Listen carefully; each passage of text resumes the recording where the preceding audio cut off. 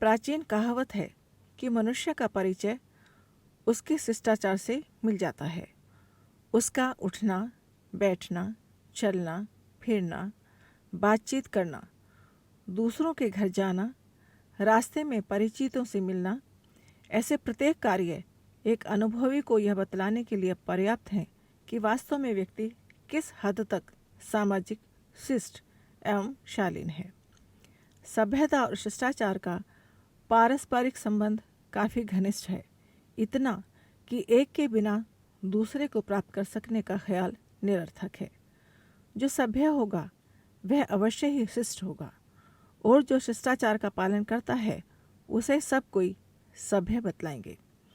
ऐसा व्यक्ति सदैव ऐसी बातों से बचकर रहता है जिससे किसी के मन को कष्ट पहुँचे या किसी प्रकार के अपमान का बोध हो। ऐसे व्यक्ति अपने विचारों को नम्रतापूर्वक प्रकट करते हैं और दूसरों के कथन को भी आदर के साथ सुनते हैं।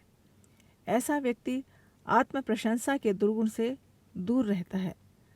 वह अच्छी तरह जानता है कि अपने मुख से अपनी तारीफ करना ओछे व्यक्तियों का लक्षण है। सभ्य और शिष्ट व्यक्ति को तो अपना व्यवहार और बोलचाल ही ऐसा रखना चाहिए कि उसके संपर्क में आने वाले स्वयं ही उसकी प्रशंसा करें। प्रशंसा सुनने की लालसा व्यक्तित्व निर्माण में घातक है। शिष्टाचार में ऐसी शक्ति है कि मनुष्य किसी को बिना कुछ लिए दिए अपने और परायों का श्रद्धाभाजन और आदर का पात्र बन जाता है। पर जिनमें शिष्टाचार का अभाव है, जो चाहे जिसके साथ अशिष्टता का व्यवहार कर बैठते हैं, ऐसे लोगों के घर के आदमी भी उनके अनुकूल नहीं होते। बहुत से लोग शिक्षा और अच्छे फैशन वाले वस्त्रों के प्रयोग को ही सभ्यता और शिष्टाचार का मुख्य अंग समझते हैं, पर यह धारणा गलत है। महंगी और बढ़िया पोशाक पहनने वाला व्यक्ति भी अशिष्ट हो सकता है और गांव का एक हल चलाने वाला अशिक्षित किसान भी शिष्ट कहा जा सकता है।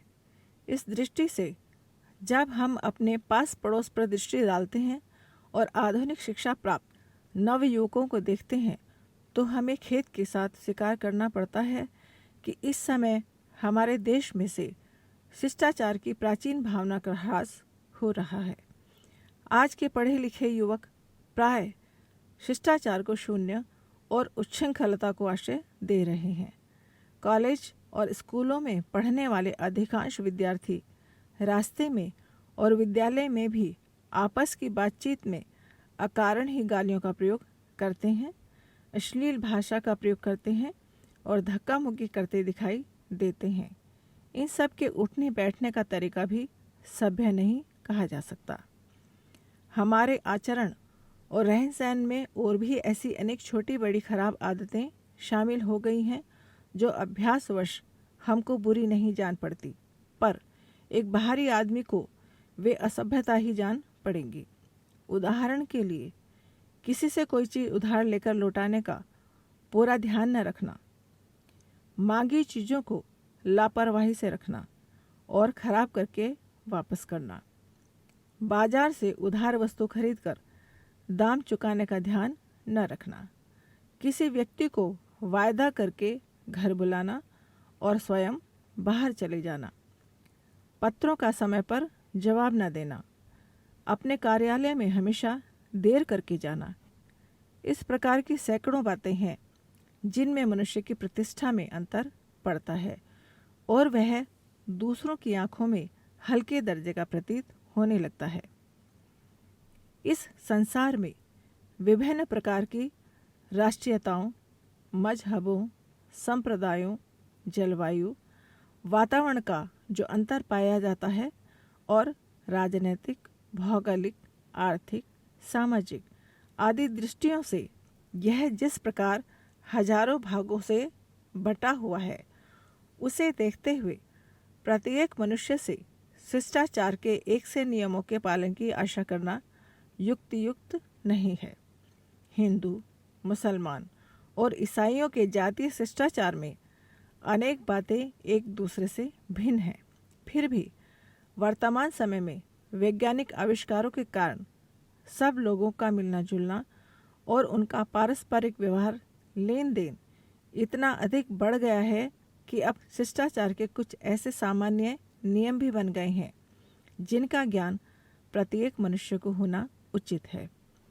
जहां अन्य देशों की सभ्यता और शिष्टाचार में बाह्य नियमों और कार्यों पर अधिक जोर दिया जाता है, भारतीय संस्कृति शिक्षा देती है कि हम अपने परिचितों के प्रति शिष्टाचार के बाहरी नियमों का पालन करते हुए उनके प्रति हृदय में सद्भावना और सहृदयता भी रखें। इन आंतरिक भावनाओं से ही हमारे व्यवहार में वह वास्तविकता उत्पन्न होती है जिसकी तरफ सच्चे व्यक्ति आकर्षित होते हैं।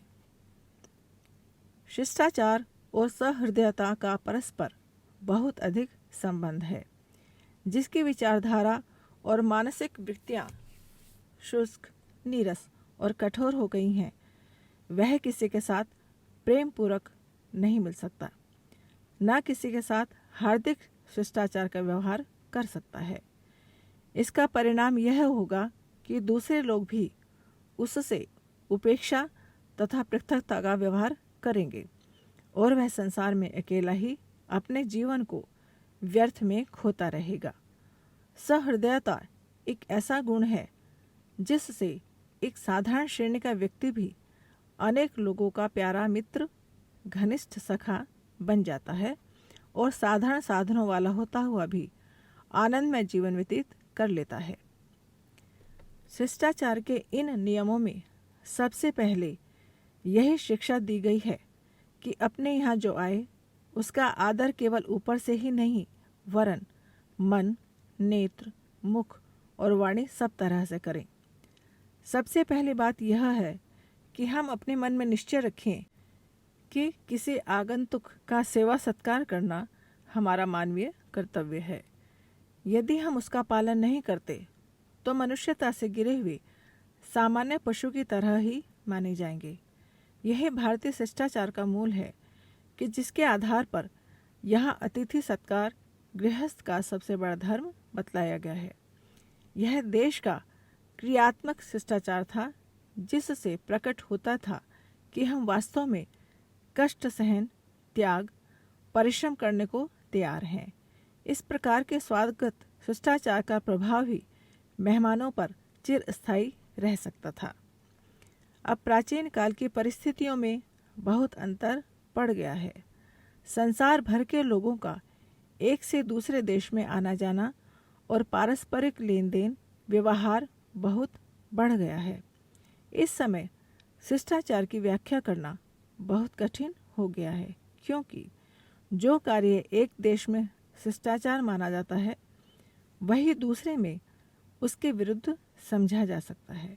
इन स्थानीय या एक देशीय शिष्टाचार की बातों को छोड़ देने पर भी पिछले 100-150 वर्षों में संसार की विभिन्न सभ्यताओं के सम्मेलन से कुछ ऐसे सर्वमान्य नियम निकल आए हैं जिनको अंतर्राष्ट्रीय शिष्टाचार कहा जा सकता है।